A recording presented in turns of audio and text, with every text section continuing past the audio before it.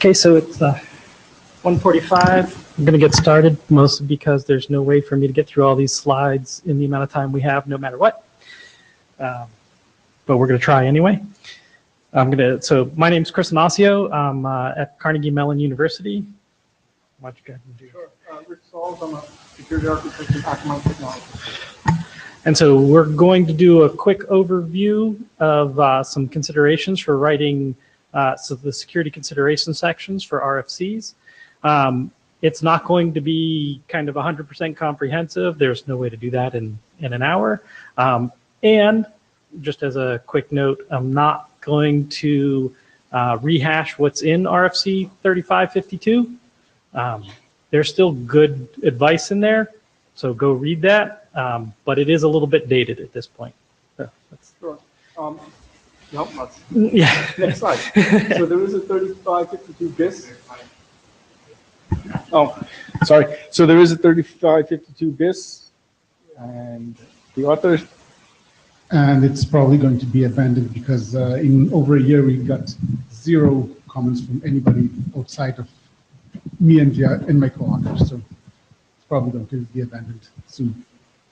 So that's a horrible thing. So what you all should do after this tutorial is go back and read the update to 3552 and send it comments, because we should have a current security model and security considerations.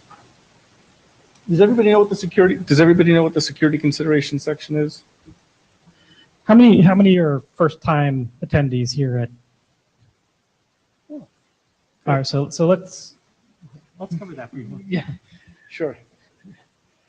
So every RFC more or less has to have a security consideration section, and that has to cover and we'll go over this at least somewhat, but it has to explain how you're protecting whatever protocol it is you're developing against the threats that you've outlined and what the measures are. Now, that could be a smaller enhancement to a larger protocol, in which case, you just really have to cover your pieces, but you have to understand what your threat model looks like and what it is you're doing to protect it. So we're going to go over some guidelines on how to approach writing that security consideration section. And how many people are old timers here? Yeah. And how many people are from the security directorate itself in the room who are here to heckle? Yeah, okay. All right. Okay, so the basic document is still pretty good. It's very old. You can tell by the relatively low number. Updates that have happened since then is, I guess the biggest one is Snowden, and knowing that there are national scale actors scooping up all of the information on the internet so they can decrypt it later or analyze it later, or perhaps in the case of weak keys and things like that, do it in semi-real time. As Gil said, it's currently stalled. We really want to try to push this over the line. So hopefully you'll all go out and read it and give comments. So I want to, if we look at the what's in 3552, we have an attack model that differentiates between kind of passive attackers, active attackers, and one of the things we want to explain to people is use an attack model, understand what the attack model is against your system, define what its boundaries are, and then describe how your protocol is protected against those things. So here's an attack model. There are others. You could use Stride. You could use a number of other ones. This is the cyber kill chain, and I'm going to talk about why this is kind of relevant to what we see as some set of current activity that's against attacks happening kind of now. And these are the phases that we view in this model that an attacker is going to go through, right? So they're going to do reconnaissance on your network. They're going to do development potentially. That's the SecureWorks modification, weaponization of whatever they're going to inject into your system. Do delivery, which means that might be an email. That could be a physical type of attack of convincing somebody to put a USB key into a system that's inside your perimeter. Whatever it takes to do the delivery. At that point, we then start to do the exploitation. We install the next phase of it. We have command and control inside the system, and then we're going to do whatever our actual objective was. So this is an attack model, but it describes a bunch of different phases where if the goal is to block, step 8, then you have all those other phases at which you can defeat the attack. Go ahead. So that's a model that's really good against an attacker who really wants to establish persistence in your network, who's going to spend a long time observing your network, kind of really developing a customized exploit and do the kind of attack, but it might not be sufficient for all types of attacks. There's a much more simple case that's kind of prevalent. Go ahead. So here's some data from the Verizon data breach report, and I'm going to step outside the video recording for a moment and kind of point at the slide. But so what we're kind of seeing here is this tells you, this is seconds, minutes, hours, days, weeks, months for an intruder coming into your network. And what this says is that, and this is the time to start exfiltrating. And so what we see is in the previous model, what I just described as the kill chain model, we have an attacker who's going to spend a lot of time surveilling your network, building a customized implant, and exploiting your network. That's not necessarily always true. What we see now is a lot of smash and grab taking place as well. So attackers penetrate the network from the time that one of your users clicks on that mistaken attachment inside there. It's minutes before they're starting to exfil data out of your network. And they're doing it in brazen ways such that they don't really concerned if your defenses detect that they're exfilling data. They're just hoping they can get enough out of your network fast enough that it doesn't make a difference. And sure. So another kind of attack, again, which we've seen since the Snowden document dump, is pervasive and passive. They're just watching they for whatever the they is, and it could be your competition, it could be national scale, it could be government, it could be agents trying to disrupt government functions. But they're doing pervasive, watching everything within an area, a domain. It could be a particular BGP cluster, it could be the entire internet, depending on how much money they've got to throw at it. And it's collecting, if not just the content, or not the content, but the metadata. For example, my company we use Signal for intermessaging, right? And if they want to take out all of the Akamai people here, they don't care what the message is and what restaurant we're going to tonight at 7 o'clock for dinner, right? They'll just know that they can track all the communications and then figure out who all the people are and target them for either further surveillance or physical harm or whatever it is. So when people say it's just metadata, it's not. It reveals a surprising amount of information about the people being observed. And that's something you really have to consider when you're writing considerations. Not just the content of the messages, but the message headers, if you will. And so this is somewhat covered in the current draft, but we really want to have change the conversation about what a passive attacker versus an active attacker is, right? So, under the generalized threat model here, right? Passive attackers can see everything exchanged outside of your defined border. So I kind of want to reemphasize that it's really important when we do a security review to understand what the boundary is between what you consider inbounds and out of bounds. Now, the security directorate, when doing a review, may disagree with your assessment of what your border is, because I know that I've complained about that. But at least then we can be talking about the same thing as to where the lines are, right? So if it's pervasive, they can build a comprehensive behavioral model doing passive. And then also if you have a really good passive, then things like offline attacks. So how long does your crypto key last before you cycle it? For a passive attacker, you assume that they have infinite compute resources or some version of that offline, and they can do an offline attack, right? active attackers can inject packets into the network. So that means that any packet you send between you and what other endpoint you're communicating with, they can inject another packet with that. They can edit the packet that you've sent. All of those kinds of attacks, right? So this differentiation doesn't necessarily quite cover things like denial of service, but it's important to understand what those two differences are.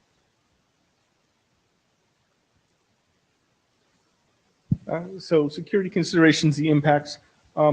You want to make it clear as much as possible, what it is you are claiming to protect, or what it is you are worried about actually, and what it is you're not worried about. So say, for example, we are not worried about passive surveillance of every packet on the network. Well, that probably wouldn't fly anymore, but saying we're not worried about correlating messages from a cell phone to at home versus a cell phone at work, well, it's got the same caller number anyway, so that's probably okay. So you want to make sure that the security reviewer or reviewers, because there'll be at least two, they understand your document, what it is you're trying to draw as your security perimeter, what's inside that counts and is being protected, and then where this perimeter is going to sit. Right? If it's on the general internet, that's one thing. If it's only intended to run behind an enterprise or something else protected by carrier grade NAT, that might be slightly different. Develop the attack scenario early on at the beginning. What are the things you're trying to prevent? What are the things you think attackers can do? I'll put a plug in for the certificate transparency, has a security architecture document that goes really into great detail describing all of the parties in the protocol and what happens if this one goes rogue or that one goes rogue and what the after effects are. Now that grew into a whole separate RFC, and I don't think most documents need that. But understanding who the parties are in the communications and what happens if somebody is corrupted, spied on, or otherwise led down the wrong path, I guess. Also it's good to know what doesn't apply. Okay, you can say, for example, oh, we are only using TLS 1.3 for message exchange, and then you don't have to worry about the whole crypto stuff, right? You just do it by indirection. All right, so these are the set of things that we're actually going to cover as we kind of go through this update. So this may not hit some concern you have. If you want, you can come complain to me afterwards. You can blame all this part on me. But we're going to kind of go over communication security. So that's going to be some amount of passive but data collection. Soft middle networks. So kind of the design point of someone breaks into your perimeter device, and then once they're that far, it's kind of game on. DNS and its role in security overall. And then Internet of Things. And if we have time, I'll talk a little bit about phishing, only because it still works and it's fun to talk about. Okay, so communication security. So passive attacks collect huge amounts of information. I think everybody in the room should be pretty familiar with that. And some of the reasons why this is effective, right? Because humans are very much creatures of habit. I can bet the vast majority of you get into the office every day, pull up your computer, maybe you check your email first thing, maybe you check a couple of websites the first thing, but you probably check the same websites the first thing when you come in, and you probably do a fairly common order between going your email or your web. We don't need to know what the address, we don't need to know necessarily what the content of what you're going to look at is to know that you came into the office. We just need to know that you go look at these specific sites in order every morning to know that you're there. And that's the metadata problem. Because humans are creatures of habit, you leak that information just at the metadata level. Just by knowing IP addresses in succession, we can get that, right?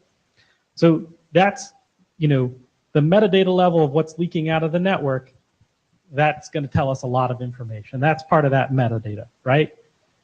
So we can really enhance metadata analysis with just some really minimal packet inspection, potentially a little bit more active material. So I could do everything I described just a moment ago, just with IP addresses and port numbers. If I add a little bit of information to, say, look at what's inside the packets, I can get a lot more information then, right? Just banner grabbing of the protocols, I'll learn a whole lot more about you. So these are things from a passive collection and information leakage you really need to kind of go against, right? This is another case where understanding what that security boundary is and what set of information is inside the boundary and outside the boundary is really going to help understand what the defenses should be and what needs to be done to protect it, right? It gets even better from a passive observation point of view that if there are active middle boxes in there. So if you have an active middle box in the path and I can control some other point in the network, I can make sure that the active middle box, which may be doing behavioral changes to the communication, such as minimizing graphics and that kind of stuff by understanding what kind of operating system and host you have in your hand along the way. So if it knows that you have an Android device on a limited connection link, and the middle box is going to change what it asks for along the way, I can use that information from a passive point of view to understand what target operating system and screen size and all of that kind of stuff from your device along the way. So the middle boxes are going to potentially leak information about your connection as well. Yeah, okay. I should also mention, right, so middle boxes are a source of friction. Contention? within the IETF, right? Obviously, they do things that many people find useful, and many people have bought and deployed many of them. They have also led to an ossification in many people's minds, and so we're looking at things like QUIC, this major new effort, which is, it would be designing a whole new transport, except that we have to tunnel it inside UDP, right? So it's like they used to say about the Spider-Man comic, right? Threat or menace, right? But people buy them for a reason, and you have to consider them as an actor in your communications. That's all. Sure. Oops. Just hit that page up. Yeah. I don't think there's anything here just to emphasize anything new from what we just said. The last two bullets, minimizing the clear information exchange. Obviously, some of that has to be in the clear for network routing. Chris mentioned, source destination IP and port, right? You need that 5-tuple, 4-tuple to get packets from here to there. But everything else, you should try to encrypt as much as possible. TLS 1.3 is looking at encrypting most of the initial exchanges, not all of it, unfortunately. QUIC is looking at also encrypting it, and then there are people who come in from the hardware community who say, well, or the mobile operators who say, I need to see what some of this stuff is so that I can shape the traffics to minimize the resource consumption on my networks or on my devices, right? And so if you're going to disable that or prevent that, you need to have a good story and explain what the trade-offs are. Yeah. If you can leak anything through the side channel, people will find it. And it'll show up in WikiLeaks.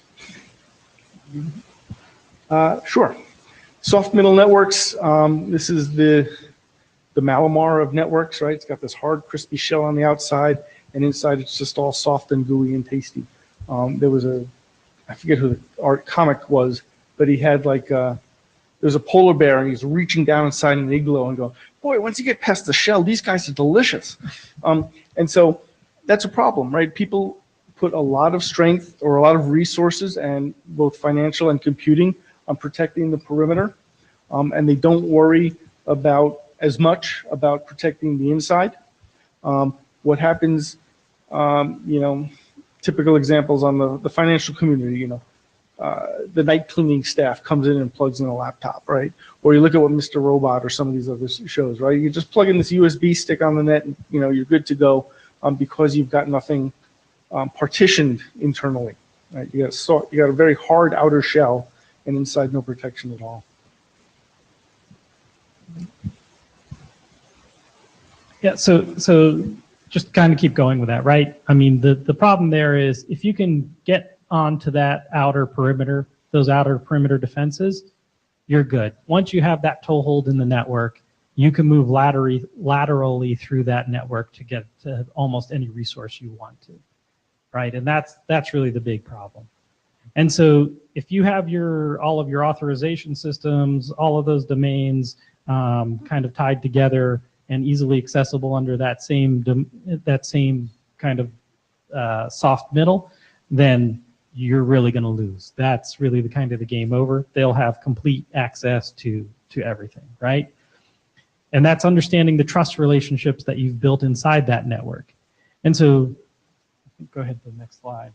Yeah, so I'm going to keep going. So, right, so in your security consideration section, if you're making assumptions that that's not the case or what the case is, what the trust relationships necessary for your authorization model, your authentication model, state it, right? It makes it a lot easier to understand. It may not need to go into every draft, but make sure you understand what the attack model is and how you're authenticating and securing your model, right?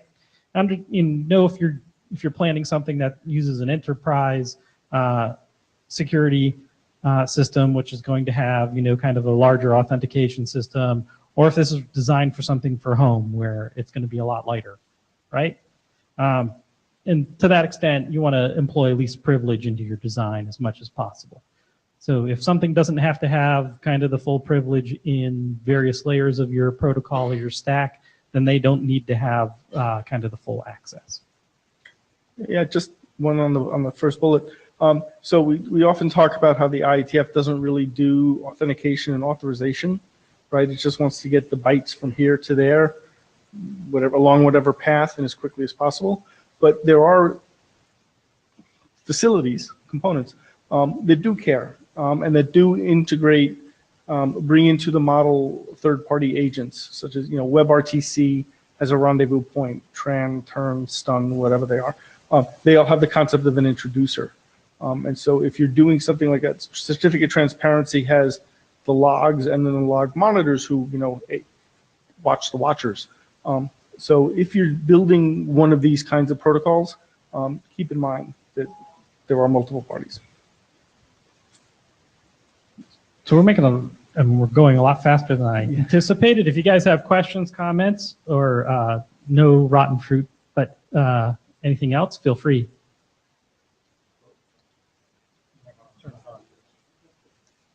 Can someone Can you turn on the mic? Turn on the mic?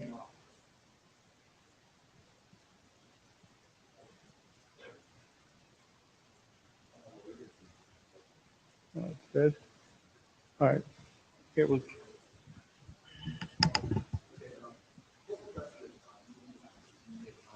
Why do you call it the soft middle network? And the second question, I want to make sure that the point that you want to centralize for this party is that the internal network between the parity is not we cannot trust it, right? Is this point? Okay. So the first one is sort of easier. Don't leave because I want to have you restate your second question. But soft middle because you've got a very hard exterior and a perimeter to keep all the attackers outside. But if an attacker gets in, it's game over, right? And we've seen that with Office of Management and Budget. We saw that with RSA, where people, they got past some of the border guards and were able to just sit there for weeks or months collecting data and exfiltrating it. So it's just the idea that if you drew a series of concentric circles, and maybe they've got a core set of trusted machines in the enterprise that do your authentication and authorization, then you've got the workstations on everybody's desk, and then you've got the DMZ protecting everybody. That layer in the middle is the soft and crunchy. Okay. And then what was your second question? Can you repeat it? I'm just curious, why do you call it the soft middle network? Okay. It's a very popular name, industry, or just you name it because some background meaning. I don't know how popular it is. We certainly talk about it when we go do kind of incident response a lot and say, this is getting a little off topic, but you really should be using more segmented design to segregate out different departments and that kind of stuff with authorization domains within an enterprise network. And instead, what we see very often at enterprises that have been infiltrated is they have a flat design on the inside, and everything's dependent on being able to protect that perimeter. We call that the soft middle. Okay, thank you. I think I understand. Yeah, more clearly. Ludwig Seitz, Swedish Institute of Computer Science. First, a quick remark. You just said IETF doesn't do authentication authorization. I think the people at ACE and OAuth would be very surprised to hear that. Yeah. But, yes. Now to my real question. Could you skip back to the slide about active attacks? It was pretty much in the beginning. Sorry for jumping back. There's one point about active attacks I think might be good to highlight and to raise awareness about, and that is mix and match attacks and delay attacks and message reordering attacks. Because in IoT networks, this can be very, very disastrous when the attacker just switches to legitimate packets or delays the legitimate packets and sends it later and things like that. So if you would like a suggestion to add some text about those to raise awareness of these attacks, because they're pretty powerful and many protocols are not well prepared to deal with them.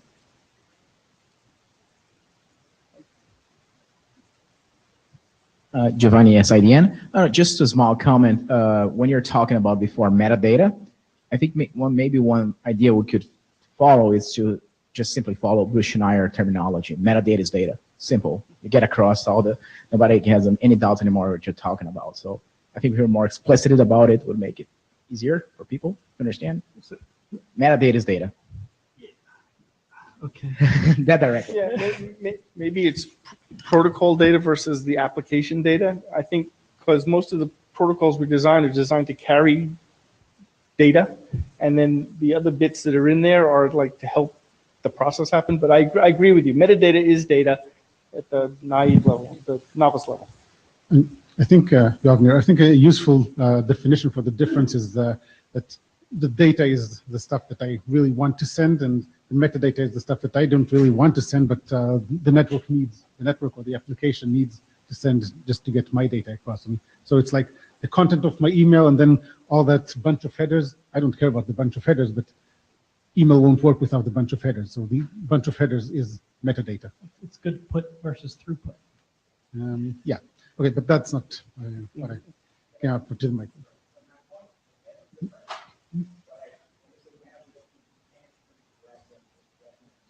Yeah, and that's obviously wrong. Yeah.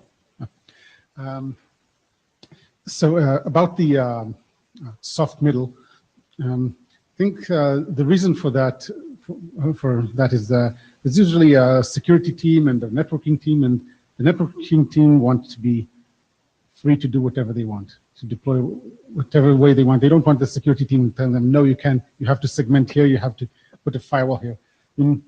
The security team can get all the perimeter. They can put as much firewalls and IDS and proxies and whatever they want on the perimeter, because that doesn't bother the networking people, but the networking people don't want them to interfere. And I don't have any idea how the IETF can have any influence on that political internal problem that lots of enterprises have. Yeah, no, it's a really good point. Yes. One more note on soft core of the network. With the move to microservices and for the for the buzzword clouds, we will see more and more segmented perimeters. Like any enterprise network will be a number of perimeters that is equal to number of services it provides, internal and external.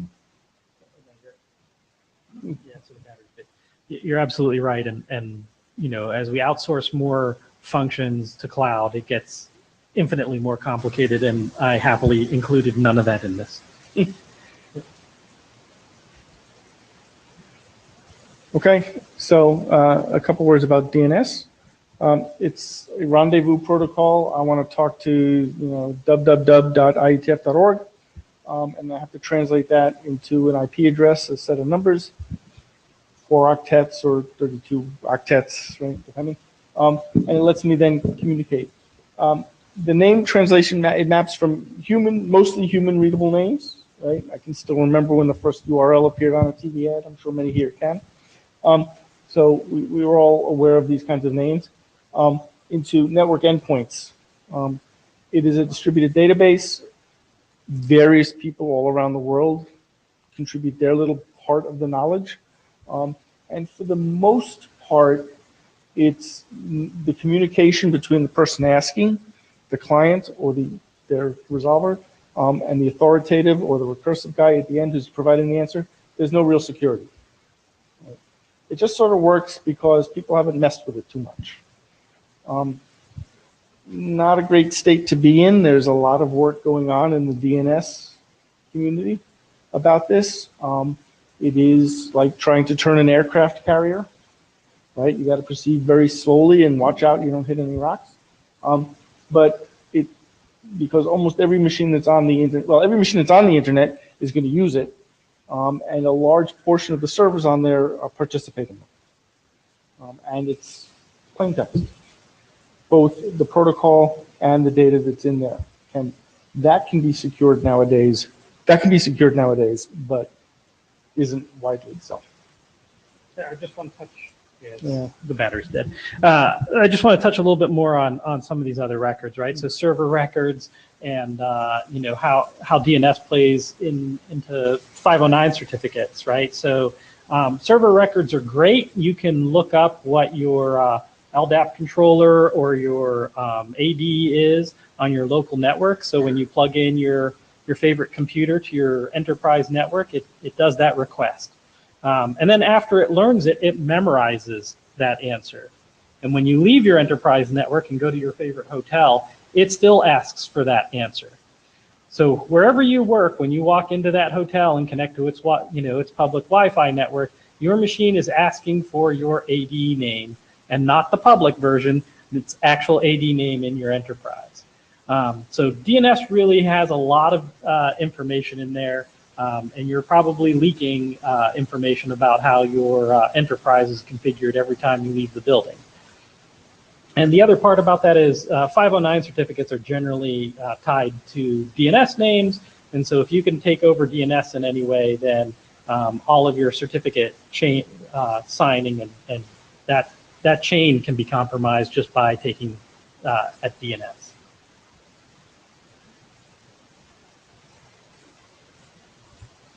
Well, yeah, so I'll keep going. So DNS is a thing for me. Everybody should probably be familiar with the active attacks against DNS. I mean, cache poisoning always gets a lot of play whenever it happens. We know about the Kaminsky attack, which the linchpin of security to DNS request and response is the randomized request number. And if you can intercept that, you can give back any answer you want by injecting a packet with whatever response you want before the actual DNS server does, right? So that's pretty much a race condition. It's built into the protocol. That's how the protocol works. So that's one big problem with DNS. That said, we have some drafts. Well, they're not even drafts, right? We have some RFCs on doing DNS over TLS. We have DNSSEC, which signs the DNS responses, which means that you can check to see if the response is really the correct response. We need those to be more deployed than they are today. All right, so dropping below that set, we have passive observation, right? So as we just kind of mentioned, the vast majority of DNS really happens in the clear text. Just by observing something like someone going to read.amazon.com, you can tell that they're reading their Kindle books. So you know a little bit more about who the user is and some of the services they use. If you want to know what antivirus an enterprise is using, if you can see its DNS, just wait for the lookups that tell you what antivirus vendor it looks up on a semi-regular basis. And now you know what signature set to test your exploit against if we go the whole way back to the kill chain. So observing DNS really tells you a lot of information.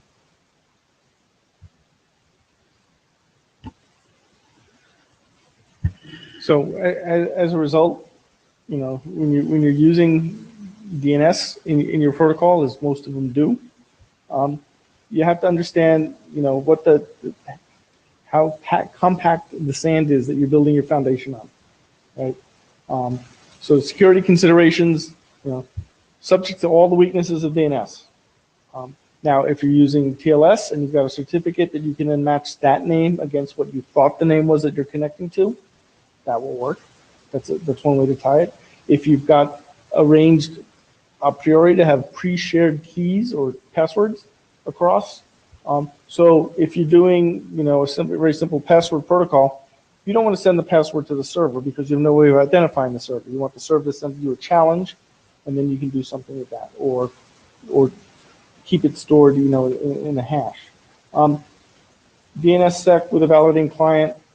There are many true believers about DNSSEC. It's going to come deployed any day now. There is a DNS over TLS.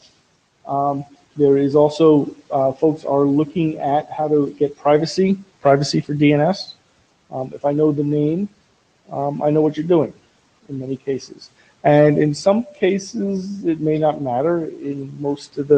I think for most of the people who come to IETF meetings, their governments don't care too much. But there are governments where if you went to a particular website, you could be in trouble, right? If you went to, an AIDS research site in Kenya or something like that. And I don't mean any cultural biases. I'm just picking out places or homosexuality in Singapore, where we're going to meet next time. So there are places where just knowing what somebody is doing is risky to that person. And therefore, you want to make sure that you don't add to the risk of the end users. Okay, so understand the information leakage, understand the risks, and the trust relationship. Most people with a home network are captive to their ISP's DNS.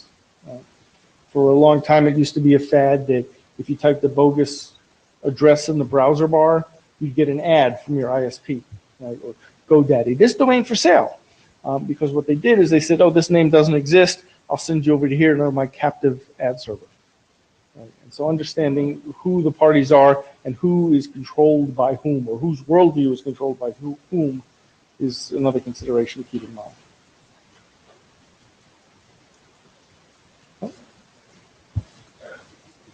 Hi, just one comment on DNS, Giovanni, Sadian. Yeah, I'm just worried about as well DDoS attacks on the DNS because they make a perfect target. We have seen if you take down DNS providers like the classic Dyn attack, Twitter, Netflix all had problems too. So I know you guys didn't talk before about DDoS, but it's a problem. Like DNS is a perfect place for DDoS. Yes. So that's a pretty interesting one, and considering, most of the protections that can reasonably be taken, if you look at kind of Dyn, they were pretty well armored to an attack like that, yet it still succeeded, right? And DNS is it's the rendezvous protocol that ties these things together. And so we'll touch on that if I actually make it through the Internet of Things talk about, like, please stop putting bad endpoints on the net. Yeah, sure, yeah, perfect. As a side note, when you see layers where DDoS attacks could be targeted, it can be a bandwidth, it could be an application layer, right? But it also can be, of course, TCP/IP stack, endpoint TCP/IP stack, but last but not the least, the infrastructure. All this equipment that forwards and processes the packets. It can also be attacked. It is frequently attacked. If you run a network, it can bring your network down completely, like all of the routers, essentially. So even MPLS layer will fall apart. But as in all competitions of armor vs sabotage, it's always attackers go where it's softer. Right now, we're well fortified on application layer and embedded-wise, reasonably well. But I expect that attacks on infrastructure will rise in numbers in the next decade dramatically. So it's important to consider how you protect the infrastructure.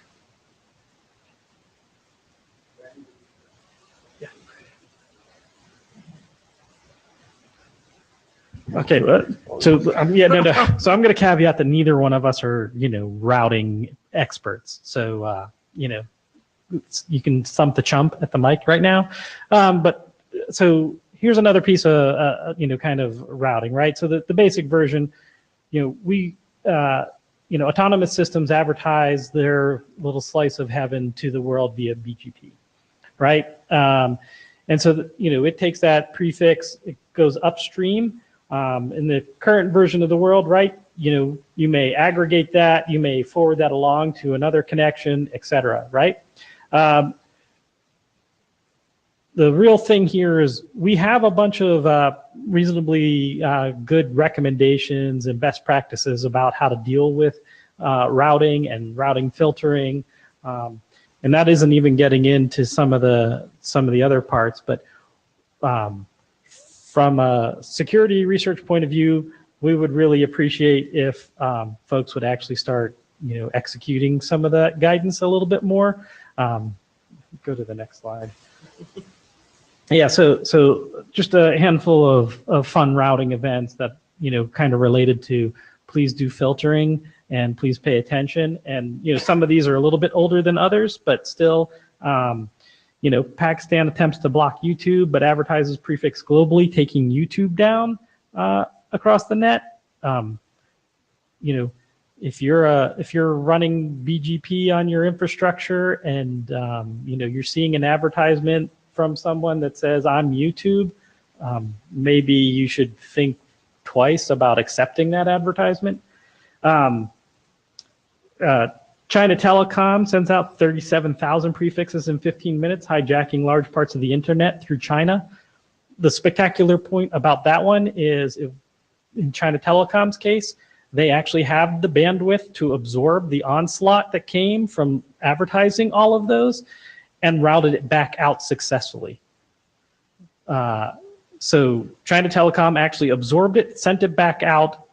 People did notice, but in that 15 minutes, China Telecom actually rerouted the internet through China and back out without losing data, more or less. And now for the parts of please filter your the advertisements because it's actually malicious, is in February 2014, Canadian ISP was hacked and it was used to redirect traffic from ISPs selectively and generally in short segments, so like 30 seconds. It was used to do that to interrupt Bitcoin and Bitcoin mining. So there are real cases where you can use these kind of attacks to really great effect. There was amazing case study by Dyn at last NANOG, where they decomposed latest known BGP hijacking done by one American company to other American company. So I gladly forward you to the slides. Yeah, so I mean, this stuff really does happen. There's some comprehensive databases out there. I don't really put it in here, but Route Views, which does some pretty comprehensive capturing of BGP. Unfortunately, that's going to be able to let you look back and see after the fact what happened. So we'll be able to understand the attacks and that kind of stuff. It does nothing about preventing them now, right? And so what can we do to prevent them now? We can do a lot better in filtering. BGP sec, it's a hard adoption problem. Its adoption, last I looked, is still around 6.5%. You can also do monitor roads globally and find all the route leaks in close to real time. Colleagues from NCC do exactly that and do it well. We also do that, and I believe this university research team at Isolaria at Italia also does very interesting research in terms of detection in next to real time.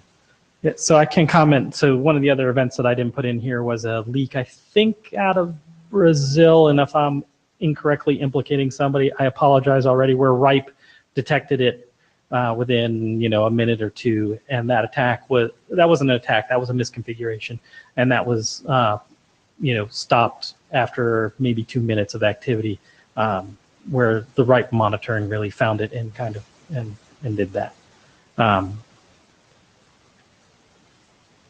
right, but so in general, there's a set of folks who are going to be working on a routing, and then there's a whole bunch of the rest of us who aren't working on routing, who might be working on something like authentication using OAuth or something. And you should understand that the path, you should make no dependencies in your protocol on the path a packet takes.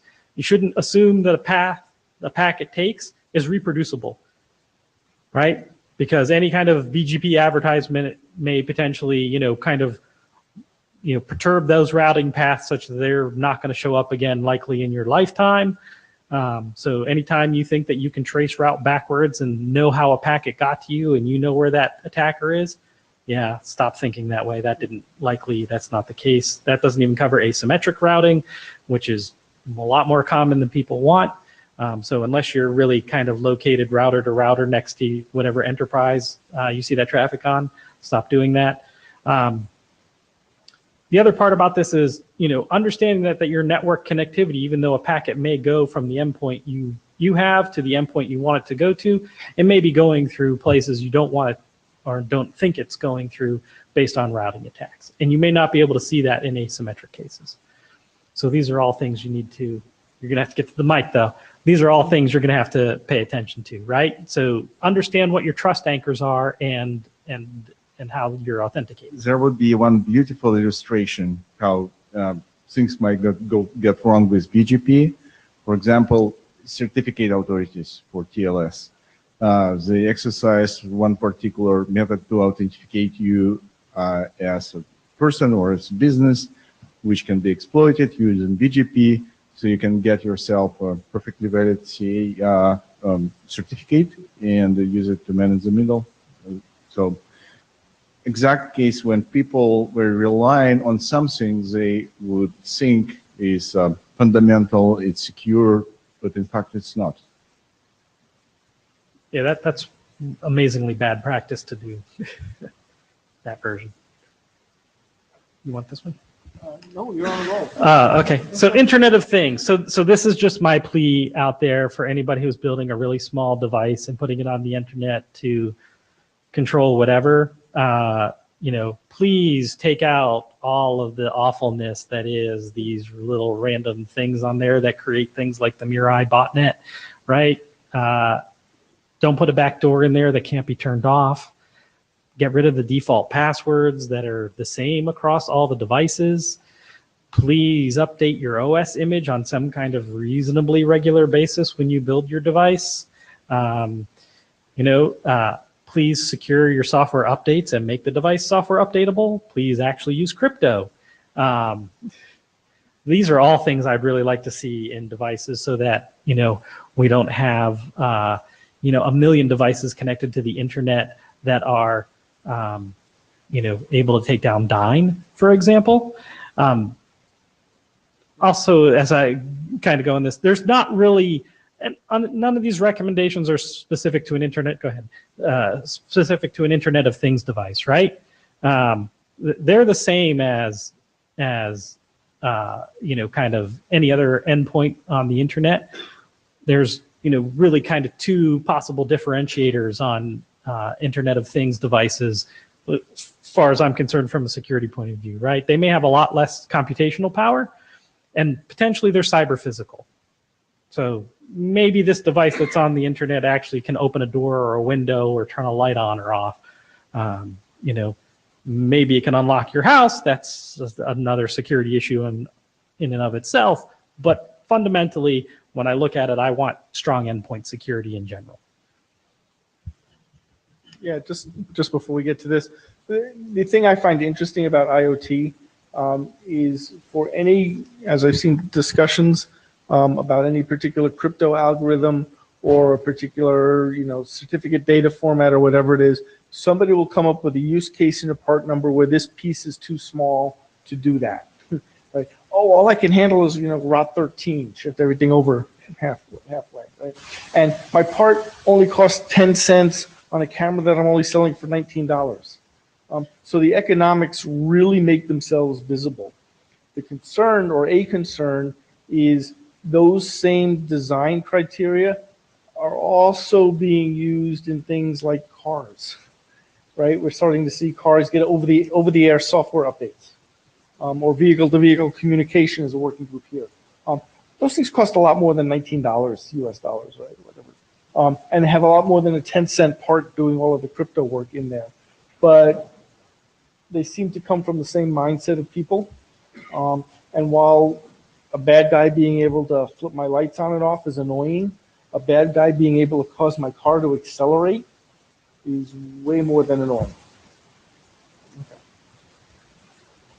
All right, so back to the kind of denial service, right? So if you put enough of those devices on the internet, I guess it would be maybe I have a sick sense of humor. It'd be interesting to see when the cars can do a denial of service attack against DNS. Just crash into the data center. Driving down the highway. So one of the other things we really kind of see as and this is, I don't have a good answer for you, right? Which is kind of asymmetric protocols. They're spectacular for denial of service. If I can send a small request to a service and the response really outsizes that small request, and I can point that response at something else, then I've really amplified my ability to kind of do that, right? So, no?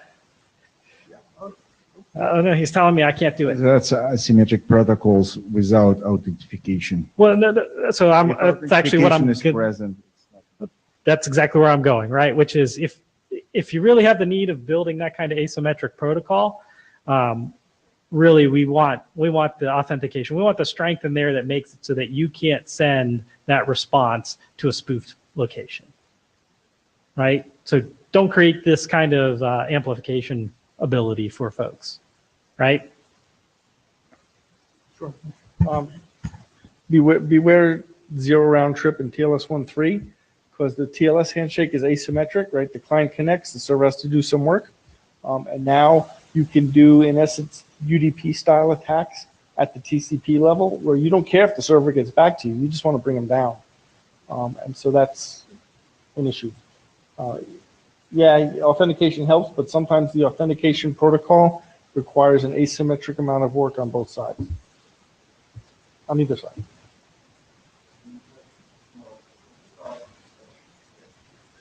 So you said about unit economics for IoT, right? And there's just no place for good engineering. But there is a good consideration in the case of when you compare it to the car. So I did really an expensive car. And the unit economics aren't great, so I have no brakes, and I take it to the public roads. But pardon me, this is my unit economics. Should we allow these cars on public roads? So we do see that happening right now with tractors in the Midwest of the U.S., right? Because they're downloading illegal firmware from the Ukraine because John Deere won't let them upgrade it. It's economics are starting to really make their presence known in designing security stuff. And that's either it's either really interesting or cool, or it's just another source of frustration. How you will measure things like downtime of dying when half of the East Coast was offline. Is it expensive? Is it more expensive or less expensive than building secure devices to begin with? Open question. Yeah. And so just kind of a quick comment on some of the work that's already going on.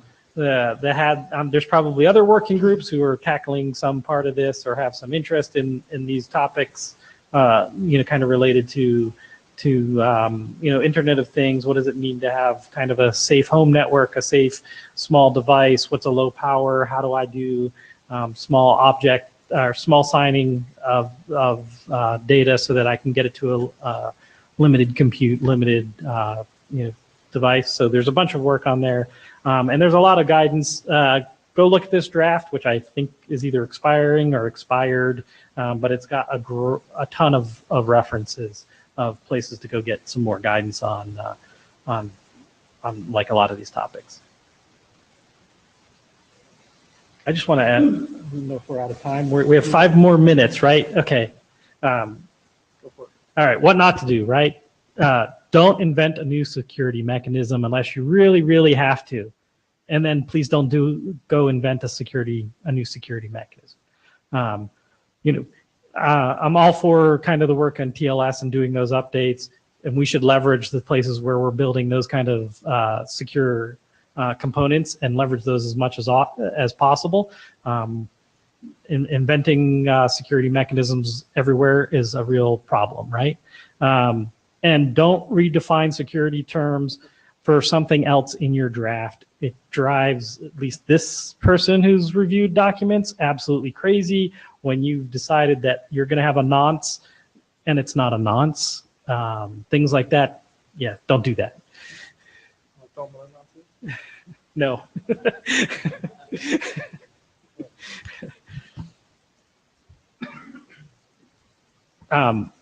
If you want to do it? Sure. So I'll be the optimist. So what to do? The Crypto Forum is a working group within the IRTF, CFRG at IETF.org, for example, led by Alexei Meldikoff and Kenny Patterson. Kenny got famous for breaking TLS over and over and over and over again. They will help. And the first thing if you do is you come and say, look, I got this great new crypto algorithm. They'll tell you to go away, right? Reasonably so. The second bullet is actually one of the most useful ones. Make the crypto upgradable, right? Don't bake in a crypto, everything is done like DNSSEC does this, right? They picked one algorithm and one key size.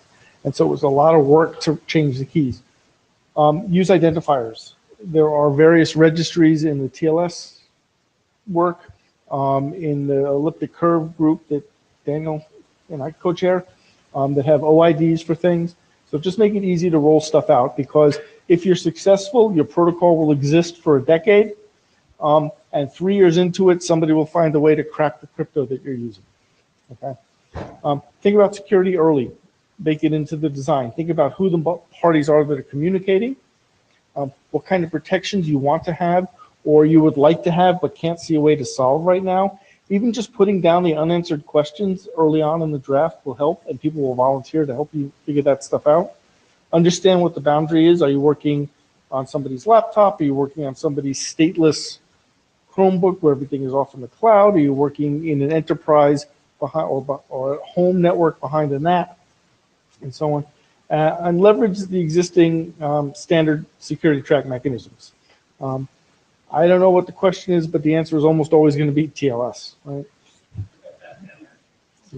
And ask for help, either in the group you're in, or speak to the security area directors, or send a note to SAG, S-A-A-G, which will catch sort of the overall security area group in the IETF.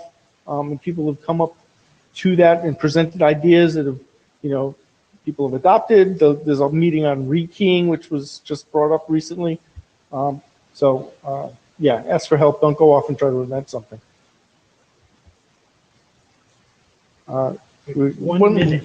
1 minute. So phishing, yeah, not really a security consideration thing, but because it still works, I think if you pay any attention to the news, especially in the US, where we've managed to phish the election, yeah, clearly phishing still works. Please don't click on the link in your email. Please do not open the random attachment. And I really, random search on the internet for, there's some sites that have phishes in general. I love this one. So this is a phish for American Express. And in the bottom, the part that's circled in red, it includes an email address for phishing emails. I love that. So you're getting phished with a phish complaint link in it. But yeah, if we look at initial vectors into infections, email is still really high up on the list, and email is still really high up on the list because email still works.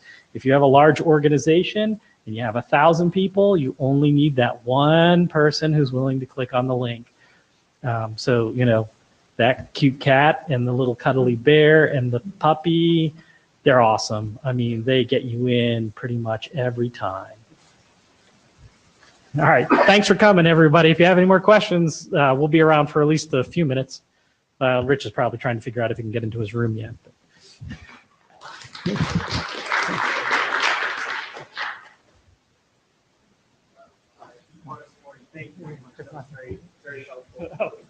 That's surprising, but thanks. Well, specifically because I'm working on a project called signing HTTP messages, and we have a security consideration section that is not in the spec. So we split the spec into two. It has very short spec and then a huge security considerations document.